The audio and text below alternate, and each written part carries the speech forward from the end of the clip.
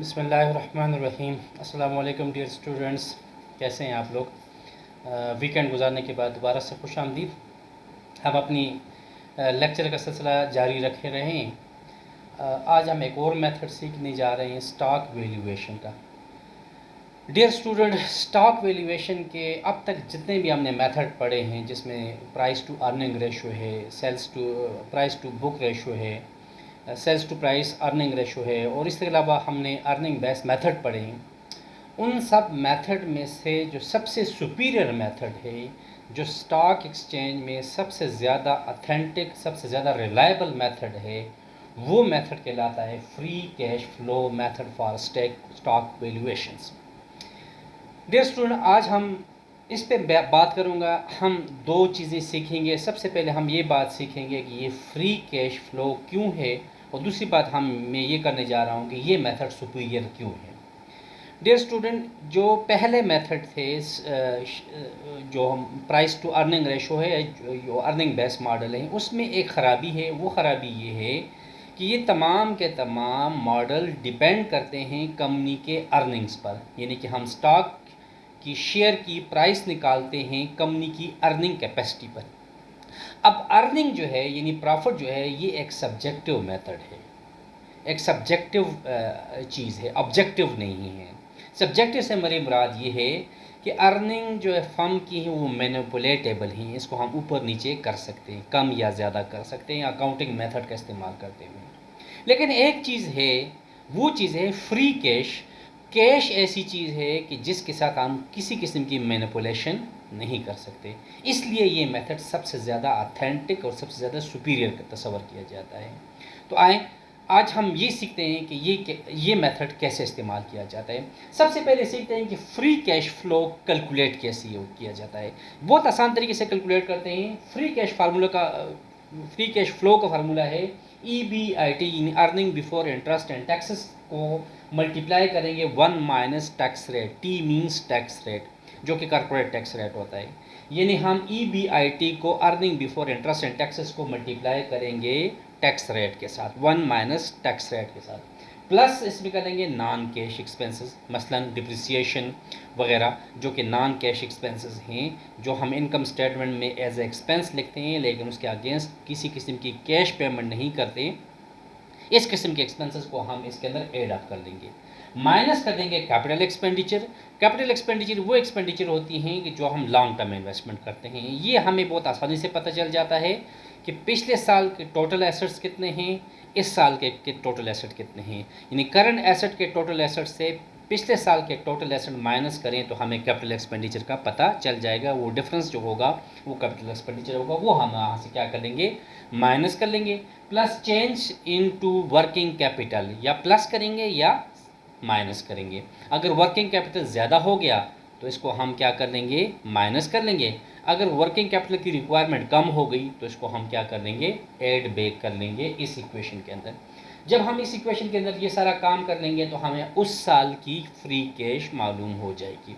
अब हम क्या करेंगे, इस कंपनी के, जिस कंपनी के शेयर प्राइस हम मालूम करने जा रहे हैं, उनके कम से कम 5 सालों की फ्री कैश फ्लो हम मालूम कर देंगे, इस तरीके से जैसे मैंने ये मालूम किया, राइट।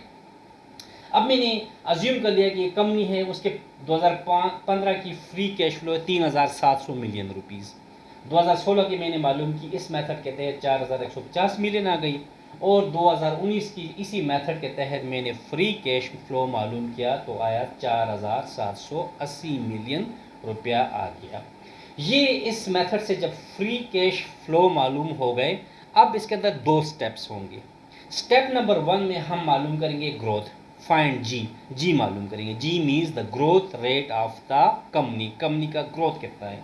ग्रोथ का फार्मूला बहुत सिंपल है, हम मालूम करेंगे future value is equal to present value into 1 plus growth power n means time.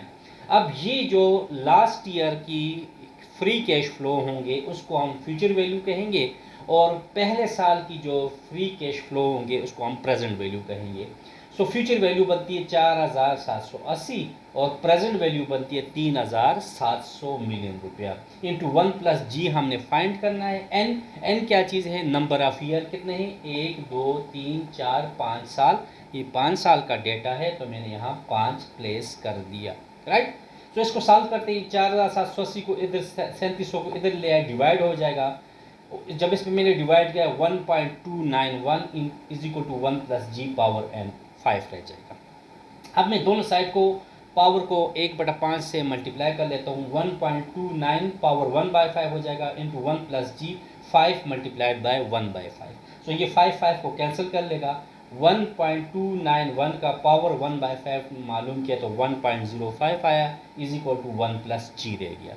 सो 1.05 से ये +1 इधर आया, -1 हो गया तो इज इक्वल टू G रह गया। सो G की वैल्यू आ गई 0.05 यानी 5%। इससे मुझे पता चल गया कि ये जो कंपनी है इसके अंदर हर साल जो ग्रोथ आ रही है वो 5% आ रही है, यानी ग्रोथ रेट कितना है? 5% है ना। मैं अज्यूम कर लेता हूँ कि इस कंपनी का weighted average cost of capital 15% है। अब weighted average cost of capital क्या होता है? Weighted average cost of capital से मुराद ये होता है कि कंपनी की जितनी भी इक्विटी स्ट्रक्चर है, यानी डेट और इक्विटी का स्ट्रक्चर है, उस दोनों स्ट्रक्चर को कंबाइन करके फर्म की टोटल कास्ट ऑफ इक्विटी कितनी पड़ती है। इसमें इंशाल्लाह एक अलग सा लेक्चर दिया जाएगा, उसमें मैं एक्सप्लेन करूंगा कि WACC यानी weighted average cost of capital कैसे मालूम करते हैं। यहाँ पे मैं अज्यूम कर लेता हूँ इस फर्म का weighted average cost of capital 15% है। अब मैं वैल्यू ऑफ कंपनी मालूम करूंगा। वैल्यू ऑफ कंपनी कैसे मालूम होगी? ये बराबर होगी free cash flow into 1+G divided by weighted average cost of capital minus growth rate. अब free cash flow last year का है 4780 इंटू 1+G हमारे पास है 0.05 डिवाइडेड बाय वेक मैंने 15% मालूम किया है माइनस 0.05 यानी कि ग्रोथ रेट। अब हम क्या करेंगे? 4780 को 1.05 से मल्टीप्लाई कर लेंगे और 0.15 से 0.05 माइनस किया तो 0.10 आ गया, तो 0.10 से डिवाइड कर दिया।